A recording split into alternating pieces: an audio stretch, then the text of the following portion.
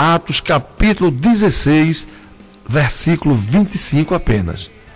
Paulo e Silas e o poder da oração. Esse é o nosso tema de hoje. Paulo e Silas e o poder da oração. Posso crer. Diz assim a palavra do Senhor. Por volta da meia-noite, Paulo e Silas oravam e cantavam louvores a Deus. E os demais companheiros de prisão escutavam. Glória a Deus.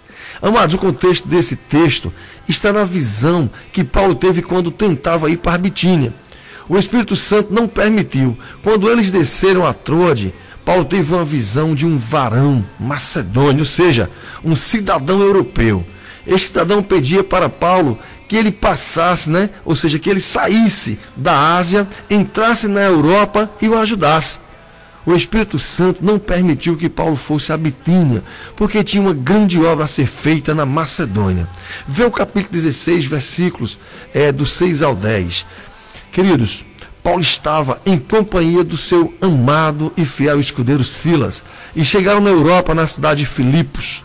Paulo começa a realizar a obra de Deus na Europa. Quando Paulo pregava, Lídia o escutava e ela se converteu, foi batizada e sua família também foi alcançada por Deus. Paulo voltou ao lugar de oração e em vez de aparecer alguém temente a Deus, eis que surge uma jovem, amados, uma jovem possessa de um espírito de adivinhação, um espírito adivinhador. Com este dom, ela dava grandes lucros aos seus senhores. Dom entre aspas, viu, amado? Não é o dom de Deus, é o dom dos adivinhadores. Mas algo estranho acontecia com aquela jovem, pois tinha o espírito adivinhador, mas elogiava Paulo e a Silas. Estes homens são servos do Deus Altíssimo e vos anunciam o caminho da salvação, dizia ela. Estes homens são servos do Deus Altíssimo e vos anunciam o caminho da salvação, versículo 17. Querido, nessa noite eu chamo a tua atenção assim, olha, cuidado, muito cuidado com os elogios. Amados, observem o que está acontecendo aqui. Veja a importância dos servos de Deus terem um dos mais importantes dons que um servo deve ter, o dom de discernimento de espírito. No versículo 13, Paulo foi a um lugar de oração e surgiu uma temente a Deus, Lídia, que ouviu a palavra de Deus, se converteu, se batizou e toda a sua família foi salva também, ou seja, todos aceitaram a Jesus. Paulo vai ao lugar de oração novamente e eis que surge uma jovem que não era temente a Deus, mas era possuída por um espírito do mal, que em sua vida lhe capacitava a adivinhar. Então, querido, não vamos confundir adivinhação com profecia. O servo de Deus profetiza, ou seja, diz uma palavra de Deus para alguém, e o adivinhador, que é servo do maligno, que é de Satanás, ele diz uma palavra mentirosa para alguém. O adivinhador tenta acertar a verdade, já o profeta não, ele diz a verdade. Amados, Paulo não se enganou sobre as intenções de Lídia, mas ficou incomodado com a jovem adivinhadora. Amados, vejamos assim, veja como nosso inimigo é astuto. Satanás atuava na Europa, destruindo milhares de vidas.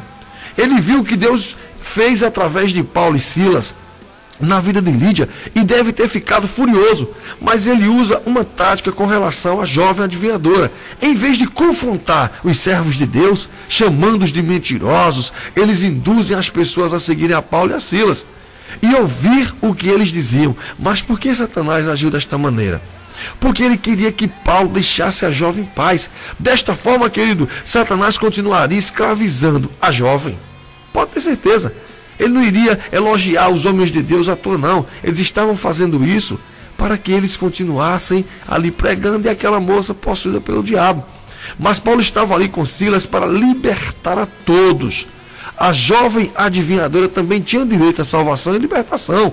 Se Paulo não discernisse os espíritos, certamente ele seria enganado, como milhares de servos de Deus têm sido enganados até hoje. Se esta jovem entrasse em alguma de nossas igrejas hoje, ela poderia ascender facilmente na hierarquia da igreja. Mas por quê? Porque ela usa o elogio como forma de adquirir o respeito dos servos de Deus. Provavelmente, querido, ela poderia levantar as mãos no apelo, poderia chorar no púlpito, poderia se inscrever na classe de batismo, ela poderia ser batizada, poderia cantar no grupo de louvor, poderia liderar um departamento da igreja, poderia até ser consagrada ao ministério e pregar na igreja, mesmo sem ser uma verdadeira serva de Deus. Um espírito de engano atuava na vida dela, não esqueçam disso. Por isso ela elogiava os servos de Deus. Amados, queridos servos de Deus, escutem o que eu vou falar agora. Nós, os servos do Deus Altíssimo, não vivemos de elogios. O que as pessoas dizem a nosso respeito não importa muito. O que Deus diz sobre nós é o que tem importância, queridos. Olha, amados, é muito bom ser reconhecido pelo trabalho que fazemos, mas é melhor sermos criticados. Quando falar sobre crítica, eu estou falando sobre aquela que respeita, né? Aquela que constrói. Quando as pessoas dizem a verdade sobre nós, podemos melhorar nosso trabalho. Mas quando somos cercados por pessoas que só nos elogiam, perdemos a noção de como estamos trabalhando. O verso 18 diz que a jovem repetiu o elogio por muitos dias. Ou seja, ela passou muitos dias falando que aqueles homens falavam em nome de Jesus. Querido, agora é quem diga, em nome de Jesus Cristo, eu te mando, retira-te dela, como disse Paulo no versículo 18. Paulo, em vez de procurar a multidão para ministrar, focalizou-se na jovem. Ele poderia ter aceitado o elogio e continuado o seu trabalho. Mas o mesmo Espírito Santo que o proibiu de ir até Bitínia, o mesmo Espírito que lhe deu a visão do varão macedônio, este mesmo Espírito revela a Paulo que aquela jovem, mesmo dizendo a verdade sobre Paulo e Silas, dizendo que eles eram servos de Deus e que anunciavam o caminho da salvação, mentia em suas intenções, que era de não permitir que Paulo e Silas fossem usados por Deus naquela cidade. Satanás estava, querido, camuflado, mas quando a jovem foi liberta, ele se manifestou de maneira poderosa, levando-os à prisão. Ou seja, enquanto eles não mexeram, não tocaram naquela jovem que estava possuída pelo diabo, estava tudo beleza. Mas a partir do momento que ele expulsa o demônio de adivinhação daquela jovem, automaticamente, querido, o diabo se enfureceu e já foi tomando o coração das autoridades, do povo daquela cidade. Paulo observou a jovem por muitos dias, mas num determinado momento, ele, inspirado pelo Espírito Santo, se dirigiu ao espírito de adivinhação. Observe que a obra de Deus, querido, é contra os espíritos, nunca contra as pessoas. As pessoas são o alvo de Deus. Deus quer libertar as pessoas do poder do maligno. Paulo, indignado, voltando-se para o Espírito, disse: em nome de Jesus Cristo, eu te mando, retira-te dela. Observe a atitude de Paulo, que serve de paradigma para muitos que se aventuram a expulsar demônios em nossos dias. Demônios, queridos, são espíritos que obedecem a dois tipos de pessoa. Os demônios obedecem seus superiores hierárquicos, que têm como principal líder Satanás, mas também devem obediência a Jesus e a seus servos, que representam o reino de Deus na terra. Com demônios, querido, não devemos bater papo. Não deve haver nenhum tipo de diálogo. Vemos hoje alguns sensacionalistas querendo mostrar aos seus ouvintes que têm poderes sobrenaturais, que conversam com demônios, perguntando qual é o nome dele, de onde ele veio, quem mandou. Ou seja, eles querem entrevistar os demônios, querido. Amados, o objetivo do servo de Deus é comungar com Deus para terem poder contra os demônios. Com estes seres rebeldes, desobedientes, o diálogo é simples. Primeiro você tem que informar em nome de quem você está indo. E não ficar perguntando, entrevistando a Satanás, amado. A gente tem que mostrar para ele em que nome nós estamos indo de encontro a ele. E nós sabemos que é em nome de Jesus. Amados ouvintes, é extremamente importante informar em nome de quem realizamos a obra de Deus. É importante porque algumas pessoas se orgulham de seus ministérios, de seus pastores, de suas denominações, de suas igrejas, de seus templos. Alguns no meio cristão se acham mais poderosos do que outros e dizem que os mais fortes são os pentecostais. E os tradicionais são fracos, porque não falam em línguas, nem sequer profetizam. Queridos, independente de igreja, ou seja, independente do tempo que você frequenta, o que importa realmente, amado, é saber de que nome, ou seja, em nome de quem você está indo, ou você vem. Se você vem em nome de organizações humanas, nada você pode contra o mal. Mas se você vem, querido, em nome de Jesus de Nazaré, todos te respeitarão. E os demônios, querido, eles te obedecerão da mesma forma que obedeceram a Jesus. Paulo ficou indignado, amado, com o demônio que humilhava a jovem. Ele ficou indignado porque Deus ficaria indignado primeiramente. Deus poderia ter libertado a jovem no primeiro dia de encontro com Paulo, mas esperou alguns dias. Por quê? Porque Deus tem a hora certa de realizar a sua obra. Talvez você tenha estado impaciente com o trabalho cristão que você tem realizado. Você tem pregado, tem orado, tem discipulado, mas parece que nada está acontecendo, querido. Apenas parece. Deus não vai te chamar para servi-lo, te dando dons e talentos para que nada aconteça. Na hora de Deus, a libertação chegará à pessoa a quem você está ministrando. Aguarde com fé, querido. Louve a Deus pela certeza que você tem que o poder de Deus é maior que o poder do mal. Paulo disse: em nome de Jesus, eu te mando. Paulo se apresenta, querido, ao espírito do mal como legítimo representante de Jesus Cristo. Ele poderia dizer: eu te peço, mas ele não deu opção ao espírito maligno. Paulo tinha outras coisas importantes a fazer para Deus e não podia ficar com queda de braço, lutando ali com o espírito para ver quem resistiria mais. Paulo disse rapidamente: eu te mando em nome de Jesus, sai dela. Amado, quando estivermos diante de um problema, de uma luta, de uma prova, de um demônio, devemos chegar com poder, e poder é autoridade em ação. Por exemplo, um policial é uma autoridade, não é? Quando ele dá uma ordem dentro da lei, tem que ser obedecida. Se alguém se atrever, amado, a desobedecer-lhe, ele vai dar uma ordem de prisão e vai usar as algemas e a força que tem para que seja obedecido. O mesmo se pode dizer de um pai e mãe dentro de casa, de um professor na sala de aula, de um juiz no tribunal, de um prefeito numa cidade, de um governador em um estado, de um presidente da república em um país. As autoridades devem ser obedecidas. Paulo era uma autoridade, querido. Paulo era uma autoridade que amava, ou seja, que emanava, assim, de uma autoridade superior. Ou seja, Paulo amava as coisas de Deus. Paulo, ele tinha, assim, um poder, querido, na palavra. Ele persuadia, assim, com uma grande influência. Se o demônio não obedecesse Paulo, ou seja, ele estaria, querido, desobedecendo o próprio Jesus, e o reino de Deus não poderia jamais avançar. Mas graças a Deus, o Espírito obedeceu a Paulo, e hoje ele nos obedece também, amado. E ele na mesma hora saiu, glória a Deus, aleluia.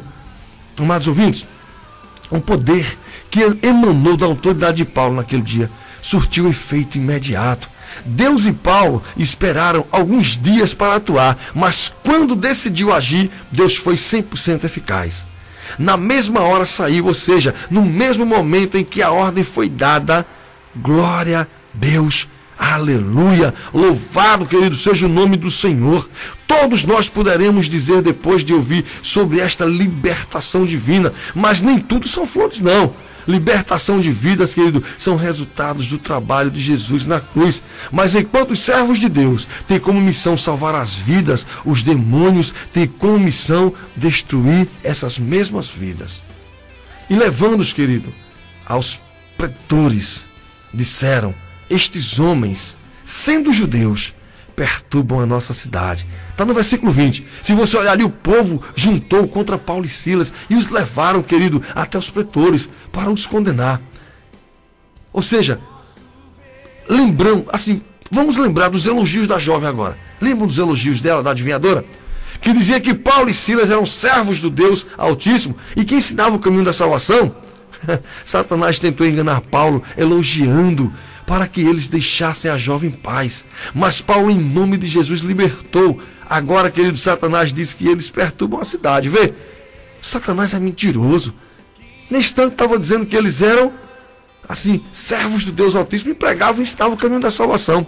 Agora já estava usando o povo para dizer: esses homens perturbam a paz de nossa cidade. Amados, observe que os senhores da jovem adivinhadora conectaram Paulo e Silas para a religião judaica, tentando acusá-los. O judaísmo não era uma religião proibida, mas propagá-la era uma ameaça, querido, ao culto ao imperador romano, que era a religião oficial. Queridos, na realidade, Paulo e Silas eram judeus, mas não estavam divulgando a religião judaica, a religião original, mas o ramo dela, o cristianismo, fundado por Jesus Cristo, que também era judeu. Paulo expulsou o espírito da jovem, querido, em nome de Jesus. Portanto, estava ali em nome dele. E Paulo e Silas certamente estavam ali para levar as pessoas a adorar a Jesus Cristo e não ao imperador. No versículo 23 diz: e depois de lhes darem muitos açoites, os lançaram no cárcere. Queridos e amados ouvintes, veja como Deus conduz sua obra e seus obreiros. Paulo teve uma visão do varão macedônio para entrar na Europa para ajudá-los. Paulo e Silas obedeceram à voz de Deus, eles pregaram para Lídia, que se converteu com sua família. Depois Paulo declarou a libertação para a jovem com o espírito de adivinhação. O que Deus deveria fazer então? A lógica deveria ser manter Paulo e Silas livres para continuarem pregando e libertando vidas. Mas por que Deus não fez assim? Porque Deus faz sua obra conforme Ele quer, não conforme queremos. Deus sabe de tudo. Deus salvou 2 pessoas que estavam de fora da prisão, mas agora queria tocar o coração dos presos e salvar o carcereiro e sua família. A estratégia divina era colocar os obreiros na prisão para alcançar o que estavam presos, querido. Isaías 61 diz que nós fomos ungidos, para pregar as boas novas, para libertar os cativos, da prisão. Amados, talvez vocês perguntem, mas por que Deus permitiu que eles sofressem tanto, sendo espancados? Porque sofrimento, querido, não mata servo de Deus.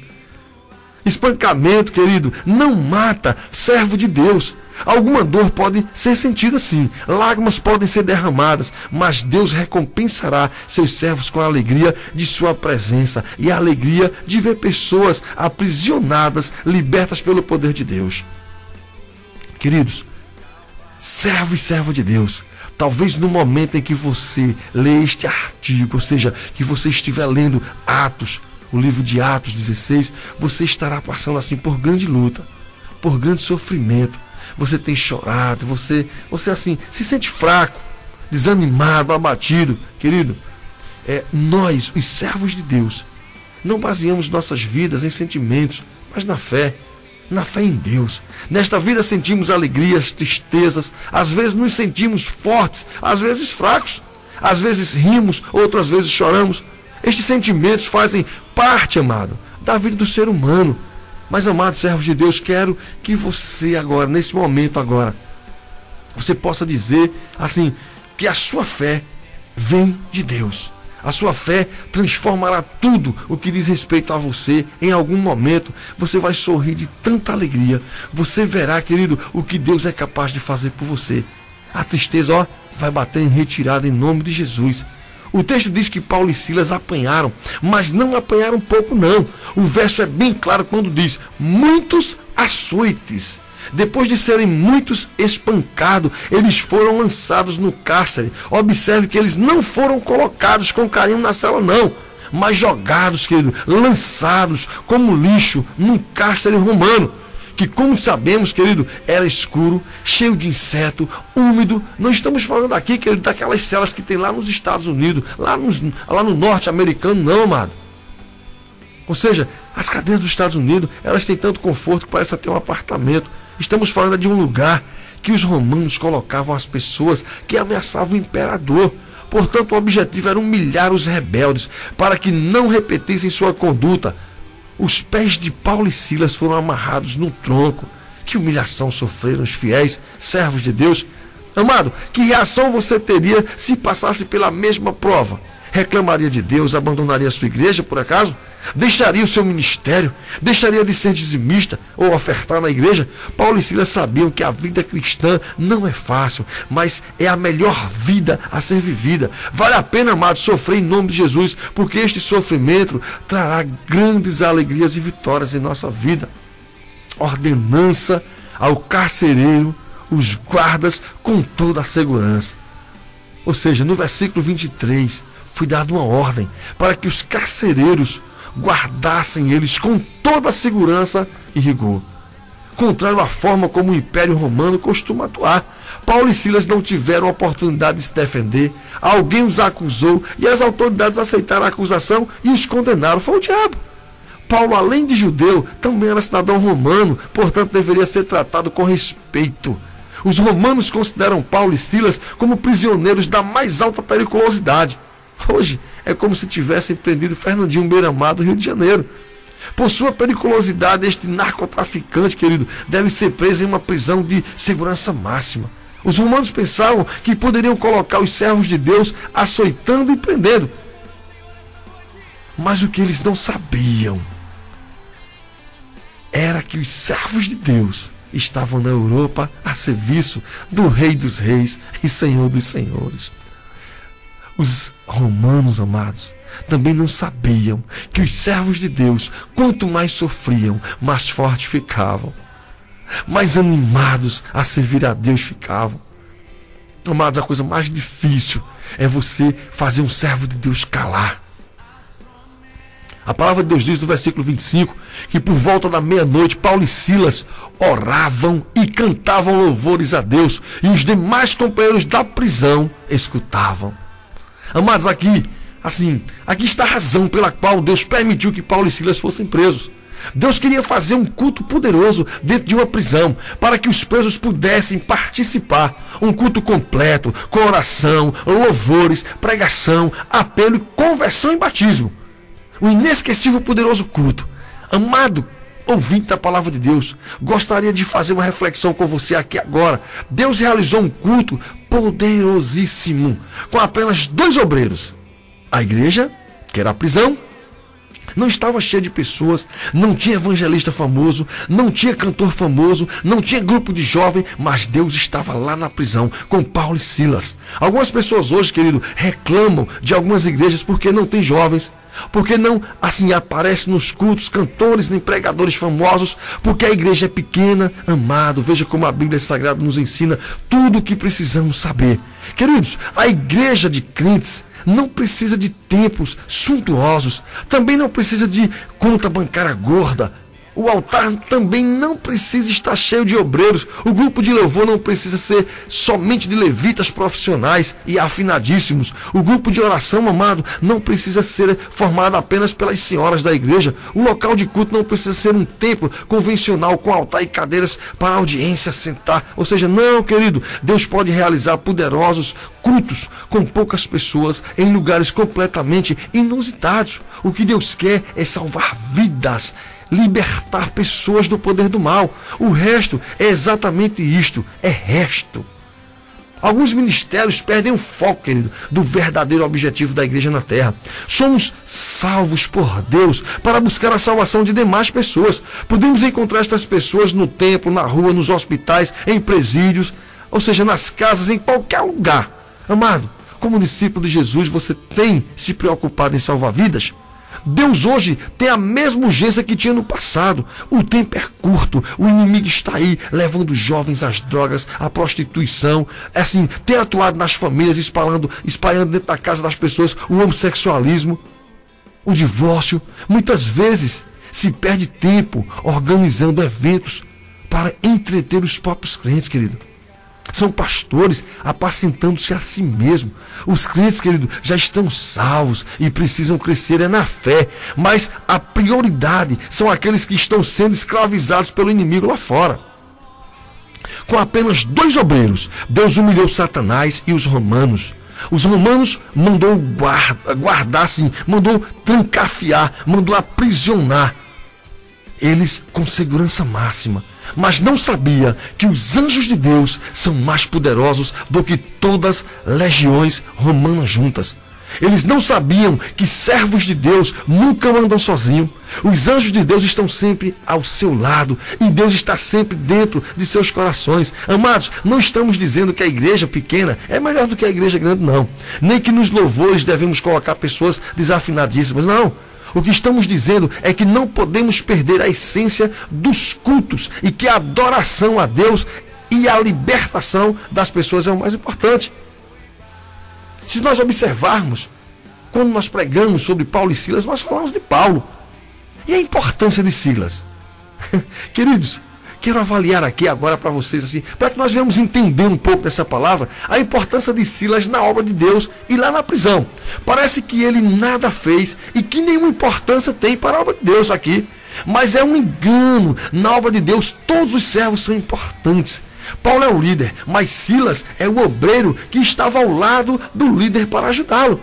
Paulo teve a visão para entrar na Europa, mas Paulo não entrou sozinho. Na convenção de Lídia, ambos estavam juntos. Nas orações, ambos estavam juntos. Na libertação do jovem de espírito adivinhador, Paulo declarou a libertação, mas certamente Silas estava apoiando, intercedendo juntamente com Paulo. Antes da prisão, tanto Paulo quanto Silas foram humilhados, açoitados e presos. No poderoso culto da prisão, ambos estavam presos ao tronco. O verso 25 diz que ambos, Paulo e Silas, oravam e cantavam louvores a Deus. Portanto, Silas era um obreiro, querido, muito importante para Paulo e para Deus. Não vemos a Bíblia dizer que o terremoto aconteceu por causa da oração e louvor de Paulo somente, mas diz que eles juntos louvavam e oravam. Não era 70%, nem 50%, nem 100% do trabalho de Paulo, mas os dois juntos realizaram aquele histórico culto para Deus. Quero fazer um link, querido, uma conexão com a obra de Deus hoje, na atualidade. Hoje temos megas igrejas, megas evangelistas. Existem igrejas chamadas pelo nome do pastor. Alguns dizem, eu vou para a igreja do pastor fulano de tal. Outros dizem, aquela igreja é demais, porque o pastor tal é famoso e talentoso. Amado, a igreja não é de nenhum pastor terreno, mas a igreja foi e é sempre e será sempre de nosso Senhor Jesus Cristo. Um determinado grupo ou congregação é abençoado não pelo talento e capacidade de seus pastores, mas pelo poder que vem de Deus, que está em todas as congregações de Jesus. Não existe igreja mais abençoada nem mais poderosa do que outras. Todas fazem parte de um mesmo corpo, cuja cabeça, querido, é Jesus Cristo, Filho do Deus Altíssimo. O trabalho de igreja é fruto da liderança de Jesus, através da liderança de um pastor ou pastora terreno, e que se realiza através do trabalho de todos os servos de Deus de uma congregação. O pastor é tão importante quanto a irmã do grupo de oração. O diácono é tão importante quanto o evangelista. O porteiro da igreja, o líder dos jovens, dos homens, das senhoras, a professora das crianças, os levitas, os músicos, todos têm a mesma importância na obra de Deus. É por isto, querido, que quando o pastor não está, o culto continua poderoso. Sabe por quê? Porque Jesus e seus obreiros continuam na igreja. Silas foi muito importante na vida de Paulo, da mesma forma que os maravilhosos, ou seja, os maravilhosos obreiros, vamos dizer assim, as maravilhosas pessoas, possam ser valorizadas e honradas pelos seus líderes, pelos seus pastores, ou seja, pastores de todas as igrejas aqui da nossa cidade. Deus certamente tem amado estas pessoas e tem visto o maravilhoso trabalho que eles têm realizado. Uma coisa que me entristece muito como pastor é quando eu vejo irmãos de outras igrejas querendo cumprir o que está na palavra, né? Que é o costume de muitos largarem suas congregações e partirem para outras. Sabe o que é isso, amado? Pessoas desvalorizadas na obra de Deus, pessoas que não são reconhecidas. Eu sei que o reconhecimento tem que vir do alto, mas essas pessoas, amado, elas têm que serem valorizadas. Elas têm que ser, querido, reconhecidas. O pastor, ele tem que saber alimentar as suas ovelhas. A palavra de Deus diz que de repente sobreveio tamanho terremoto que sacudiu os alicerces da prisão. Abriram-se todas as portas, soltaram-se as cadeias de todos. Que culto é este, meus irmãos? Será que é um tipo de culto da igreja do passado? Não é o tipo de culto que devemos acontecer e fazer acontecer em todos os tempos, na época de hoje. Não é culto do povo de Deus. Culto com terremotos, culto assim que abrem portas, culto que solta as cadeias. Amado, quando entramos em algum templo em que os servos de Deus oram e cantam louvores a Deus, é exatamente isto que acontece. Os terremotos de Deus acontecem. Terremoto é quando a terra treme.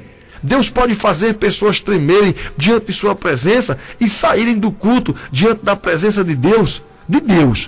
Ou seja, Deus pode fazer tremer em seu trabalho, tirando aquele, né, que é humilhado, fazendo você, querido, ascender profissionalmente. Deus pode fazer tremer o seu corpo se você estiver doente. Deus pode expulsar a doença e você sair curado. Deus pode fazer tremer o chão dos seus inimigos, fazendo com que eles caiam e sejam humilhados e você fique de pé, honrado pelo Criador, querido. No culto da prisão, todas as portas foram abertas, diz a palavra de Deus. Que milagre assim extraordinário, né? Que maravilha aconteceu. Deus mandou abrir porta da frente de todas as portas da prisão. Ou seja, Deus determinou que todos os presos deveriam ser livres naquele dia. Hoje, através dos cultos que ministramos a Deus, Deus determina que as pessoas que chegam aos templos, ou aquelas que por quem oramos, sejam livres, amados, sejam libertas. Culto poderoso não precisa de muita gente, mas das pessoas certas. Amado, mais uma lição importante. Esse texto da Bíblia Sagrada nos ensina a lição de que, para termos um poderoso culto, não precisamos que o templo esteja cheio de pessoas. Costumamos sempre ouvir alguém dizer: ontem o culto foi demais, pois a igreja estava lotada. Outros dizem: eu vou para a igreja tal, pois é grande e cheia. Esta aqui é pequena e não cresce. Amados, precisamos entender o seguinte: só existe uma igreja, veja o que diz Paulo, lá em Efésios 4, do 4, 5 e 6. Há somente um corpo e um espírito, como também foste chamado numa só esperança de vossa vocação. Há um só Senhor, uma só fé e um só batismo, um só Deus e Pai de todos. Age por meio de todos e está em todos. O texto é bem claro, amados irmãos. Somos membros de uma mesma igreja para Deus e seu povo. Não existem batistas, assembleanos, adventistas, pentecostais. Existe o povo de Deus. Da mesma forma, no corpo humano. Uma parte é chamada de coração, outra de pulmão, outra de mão, outra de pé. Chamamos as partes do corpo de batistas por ter uma certa característica, dos presbiterianos, dos pentecostais, por terem sua forma de ser. Mas a igreja é um só corpo, portanto, precisamos respeitar todos os servos de Deus que realizam a obra de Deus, que usam a Bíblia e que exaltam a Jesus. Como crente e pastor, assim, tenho liberdade de ir a qualquer um destes templos para adorar o meu Deus. E em qualquer templo da igreja de Deus, eu vou encontrar Deus. Hoje, querido, com o advento dos pentecostais e neopentecostais, alguns andam ensinando erradamente que os pentecostais é que são poderosos e os tradicionais são fracos e desanimados. Isto é uma ofensa grave a Deus, que salvou todas estas pessoas e que comparecem em cada culto para ser adorado por eles e abençoá-los. Um culto é poderoso porque o poder de Deus se manifesta curando, salvando e libertando as pessoas. Mateus 18, 20 diz: porque onde estiverem 2 ou 3 reunidos em meu nome, ali eu estou no meio deles. Amado, se você estiver num lugar onde Jesus está, você certamente verá milagres acontecendo. Querido, não saia de sua igreja porque existem poucos membros nela, mas seja um obreiro que conduza mais pessoas para que a igreja possa crescer. Você jovem, não saia de sua igreja porque tem poucos jovens. Você, como jovem, tem a responsabilidade de convidar outros jovens para se juntar a você ali. Homens, mulheres, façam o mesmo. Fiquem onde Deus colocou vocês e só saiam quando tiverem a certeza de que Deus os está enviando para fazer sua obra em outro lugar. Não fique, querido, atrás de cantor famoso, pregador famoso, ex-artista. Busque a Jesus e sirva ao Senhor com fidelidade em sua própria congregação, aonde você nasceu, amado. De repente, amados, gostaria que você observasse o detalhe da palavra de repente. Para algumas pessoas, esta palavra pode ser sinônimo de sorte, de coincidência, mas biblicamente esta palavra é sinônimo de tempo de resposta de Deus. Não sabemos quanto tempo demorou desde a meia-noite, quando Paulo e Silas começaram o culto, até que Deus tomou a frente do culto para agir. Nossos cultos hoje são assim. Começamos o culto com uma oração, com uma leitura bíblica, com alguns testemunhos, com alguns louvores.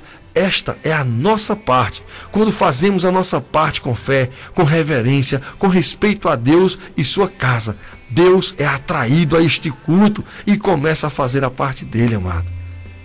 A parte de Deus no culto foi o terremoto, pois crente nenhum tem poder de si próprio para causar terremoto, mas Deus sim. Este terremoto de Deus não era um terremoto para emocionar os crentes, mas um terremoto para libertar os presos. Amados, nossos cultos hoje devem ser assim também. Muitos vão aos cultos hoje esperando entretenimento. Estes frequentadores dos cultos costumam perguntar: quem vai cantar hoje? Quem vai pregar hoje? Tem pregador de fora? A igreja não é lugar de entretenimento. Não quer dizer com isso que não possamos ter momentos de alegria e demonstração, né? E assim, de nos emocionar, né? De trazermos alguém que realmente saiba pregar. Mas não podemos nos esquecer, querido, que no templo nos encontraremos com Jesus e o Espírito Santo. Portanto, toda a reverência é necessária para que possamos louvar a Deus devidamente. Amado, você tem orado por algo assim, por alguém ou por uma resposta que ainda não veio? Sabe por que ainda não veio? Porque o tempo é de Deus e o tempo dele ainda não chegou. Cabe a nós continuar orando. Este é o nosso trabalho. Deus responderá de duas maneiras, ou sim ou não. Se a resposta for sim, este sim pode ser agora ou depois. Este de repente de Deus chegará quando menos esperamos. Continuemos a adorar a Deus em cada culto, pois para isto estamos assim dentro do templo, na igreja. E o carcereiro, ali no versículo 27, despertou do sono e ia suicidar-se. Agora vejamos que detalhe interessante. O verso 25 diz que perto da meia-noite Paulo e Silas realizaram um culto a Deus. E os companheiros da prisão escutavam, mas o carcereiro dormiu no culto. Ele perdeu os louvores e a oração. Perdeu também o terremoto de Deus. Tem crentes em nossas igrejas hoje, assim, do mesmo jeitinho. Vão para a igreja para descansar de um dia cansativo de trabalho. Perdem boa parte do culto, dormem quando Deus está agindo. É verdade que o carcereiro ainda não era crente, mas ele recebeu ordens expressas romanas para cuidar dos prisioneiros. Como é que à meia-noite, com aquele barulho todo, ele não tinha acordado? Certamente estava cansado e tinha um sono bem pesado. Quando o carcereiro acordou, as portas da prisão, ou seja, as portas das prisões, estavam todas abertas e os presos certamente tinham fugido. Como as ordens superiores eram para vigiar os prisioneiros perigosos e ele pensou que Paulo e Silas tinham fugido, para não morrer nas mãos de seus superiores, ele preferiu, querido, cometer suicídio. O suicídio, amado, não resolve problema de ninguém, ao contrário, cria mais problema. O suicídio se dá quando uma pessoa se mata. Um ser humano em seu estado normal jamais fará isto. Mas se estiver deprimido e emocionado, ou seja, emocionalmente abalado, certamente com a ajuda de Satanás, uma pessoa pode se matar.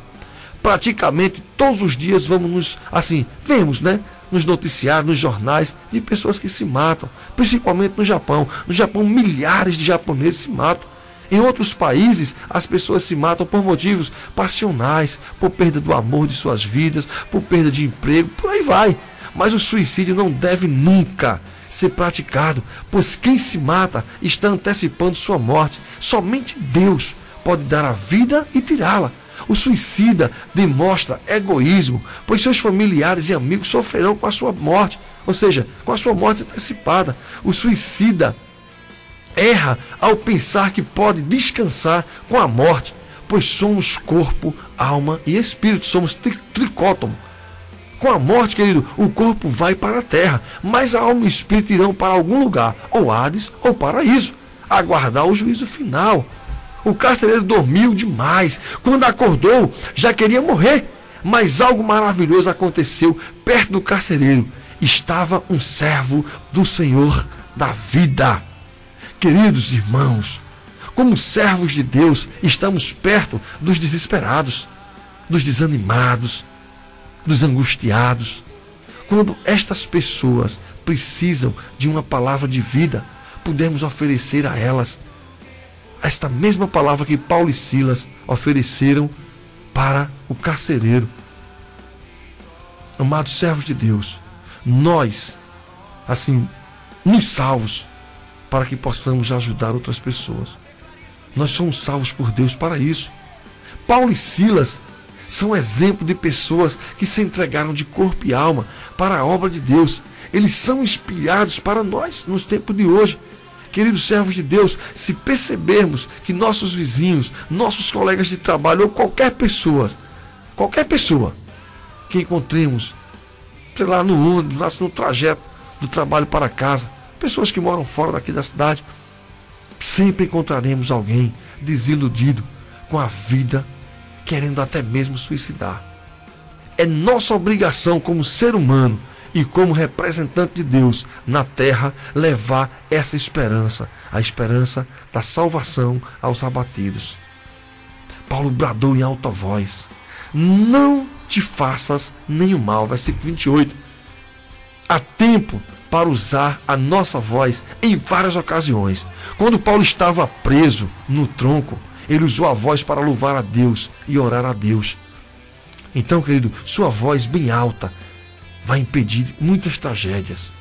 Paulo podia aproveitar a oportunidade e fugir. Ele poderia deixar o carcereiro se suicidar. Ou seja, mas Paulo fez o que Deus ordenou. Paulo fez, assim, ganhou foi a alma. Paulo, ali naquele lugar ali, mesmo sofrendo, ele não quis saber. Ele podia deixar o carcereiro se matar e ir embora, querido. Mas a vontade de Paulo ali era libertar pessoas. A mensagem de Paulo para o carcereiro foi: não te faças nenhum mal. Esta é a mensagem de Deus para o mundo hoje. Deus quer o bem de todos e não o mal. Quem deseja o mal, querido, é sempre o diabo. Amados, vamos fazer o bem. Leve comida ao pobre, visite um hospital, traga conforto às pessoas que estão doentes, visite o orfanato, faça a visita como se fosse um missionário. Oferte na casa de Deus para que as portas do templo continuem abertas. Não faça parte daquele grupo que não abençoa a obra de Deus, pensando que o dinheiro que você oferta, que você dizima, vai para o bolso do pastor. Deus cobrará, querido, de cada servo que administra mal a sua obra. Amados, o carcereiro ali prostou-se diante de Paulo e Silas. Paulo e Silas não eram deuses, nem semideuses, eram servos de Deus, que utilizavam o poder de Deus para realizar a obra de Deus. Amados, este mesmo conceito deve ser entendido por todos os que servem a Deus. As pessoas não podem nunca comparar, né? Nunca mesmo pode nos comparar a Deus. E nós jamais podemos permitir que acreditemos que somos deuses. O carcereiro percebeu que Paulo e Silas tinham algum poder sobrenatural, pois ele viu que diante de Paulo e Silas, pedindo-lhes assim um conselho para sobreviver, caiu de joelhos, querido. Amados irmãos, como posso eu ser salvo?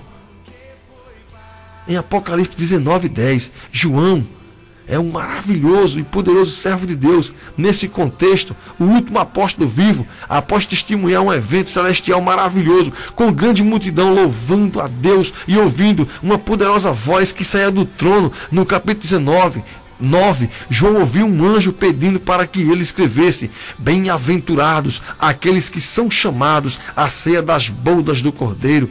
E o anjo ainda disse: são estas as verdadeiras palavras de Deus. Ao ouvir isto, João, mostrando sua humildade, ficou impressionado com o anjo e suas palavras e se sentiu inclinado a adorar ao anjo. No versículo 10, o anjo disse para João: vê, não faças isso, sou o conservo teu e dos teus irmãos que mantém o testemunho de Jesus.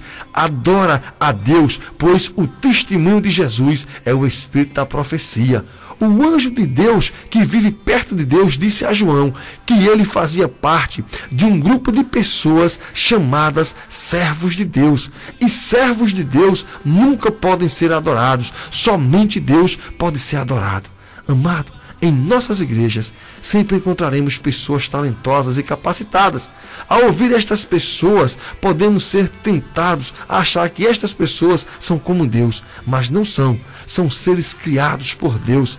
Se tornaram filhos de Deus através de Jesus e que servem a Jesus, testemunhando ao mundo que Jesus é o Salvador da humanidade. O que devemos fazer para ser salvo? Esta pergunta o carcereiro fez àqueles dois homens de Deus. Pessoas são levadas sempre para Jesus para serem salvas. Mas um servo de Deus não deve jamais pensar em suicidar-se. Milhões de pessoas no mundo perguntam: o que devo fazer para ser salvo do álcool, do fumo, das drogas, da prostituição, da cobiça, da inveja, do divórcio, do sequestro relâmpago, das balas perdidas, da miséria, do desemprego, das feitiçarias? Amados, Deus nos salvou para que representássemos o seu reino, ou seja, o reino de Deus aqui na terra. Foi por isto que o Filho de Deus veio dos céus, louco, ou seja, observou a necessidade da terra, voltou aos céus, mas escolheu discípulos como você para que aprendessem com ele e ensinassem a outras pessoas sobre ele. No início eram 12, hoje são milhões de pessoas que conheceram Cristo e ainda estão conhecendo. Muito trabalho ainda precisa ser feito e tem que ser feito por nós, os servos de Deus. Mas não basta abrirmos as portas dos templos esperando que as pessoas venham por conta própria se entregar a Deus. Não podemos nos esquecer que o mundo jaz o maligno. Portanto, existe um ser com poder limitado por Deus, mas que faz de tudo o que puder para impedir que as pessoas se prostrem diante de Jesus. Portanto, fazei discípulo.